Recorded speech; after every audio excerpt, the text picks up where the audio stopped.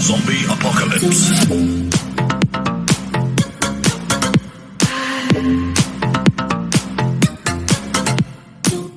What is going on, you guys? Bastion Wiser here, and I'm really excited to go ahead and share this news with you guys. So basically, 2 days ago, we announced the Egyptian God decks, the Slifer the Sky Dragon, and the Obelisk Tormentor structure decks coming out in June of this year for the TCG.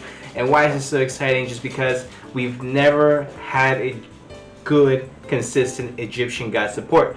And it still hasn't been released yet, so I don't know exactly what's going to be coming in here, but what we can expect is to have really good generic cards, because we've had Raw support, Sphere mode, Phoenix mode, whatever mode, all the modes for the Raws, but we never really had good Obelisk or Slifer support. Now, what are these decks going to go ahead and revolve around? So I pretty much think that they're going to revolve around their specific effects. So I think the Slifer structure deck is going to be a lot more of a control-based deck, where you pretty much your objective winning deck is having Slifer on board with a whole bunch of cards in your hand, and it's probably going to have some type of effect where you can't play cards from your hand or whatever the reason might be, but there's going to be, productive in the ways like, Slifer will get stronger and stronger, and with his control effect of any monster that's, summoned or special summoned, I forgot exactly what it is, it loses 2,000 attack, and if it's, less than 0, then that monster is destroyed. I think that should pretty much take care of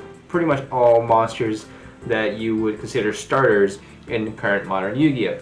So that's something that's really exciting. If it's going to be like that, then I'm really looking forward to the Slifer structure decks, because I'm more of a control player.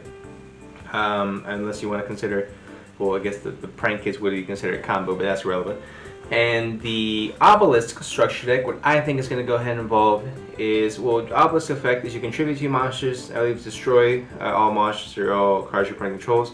I believe it's all monsters. So that's going to be a good effect overall with a base stat line of 4,000. So I think it's going to be a more consistent and less fragile deck. Now, this is all an assumption, right? It's all up in the air. Nothing's been 100% confirmed yet. Nothing's been, as a guarantee this is going to happen. But what I like is that it gives us the option. Now, why do we set our hopes so high for this one structure deck? The Egyptian gods have not been meta relevant ever, except for the brief times that Raw Sphere mode comes into the meta just to go ahead and get rid of your opponent's board, which, it's amazing and all, but it's never been a standalone good deck.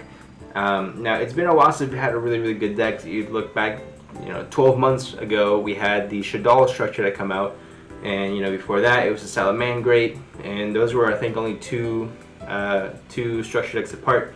We've had so many structure decks since then. We've had the Sorcerers, forgot what they were called, and we've had most recently the Ice Barrier, which I made videos about. And as cool as they were and as fun as they were mainly focused on people who specifically likes playing those specific decks. Now, what I think they can actually really do is, to bring a lot more hype to the game as well, is to make Slifer, Raw, and Obelisk meta-relevant specific decks. Like, maybe tier 1 decks could be one Slifer and the other one's Obelisk, specific for each kind. Or maybe just one tier 1 deck that's just Egyptian God deck, and make it, consistent, have interruptions, have a whole bunch of cards in your hand for Slifer, gain a whole bunch of life points for Raw, and just be able to spam little monsters for Obelisk. I don't know if there are plans for us to go ahead and combine them.